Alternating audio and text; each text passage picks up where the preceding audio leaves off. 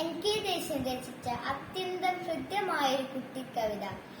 ആനയിൽ കമ്പം തോന്നിയൊരു കുട്ടിയുടെ അത്ഭുതവും ആനന്ദവുമാണ് കവിതയുടെ പ്രമേയം.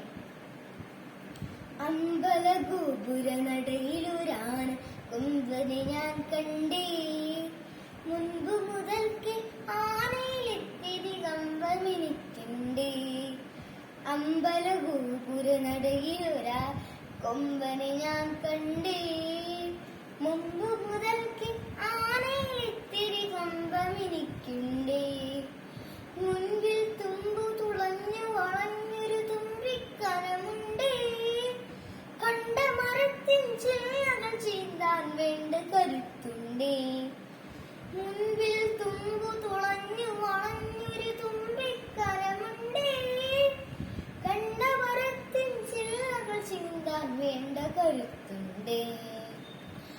ആനത്തിളകും ചേമ്പില മാതിരി കാതുകൾ രണ്ടുണ്ടേ, കാലുകളല്ല കനത്ത കരിങ്കൽ തൂടുകൾ നാലുണ്ടേ.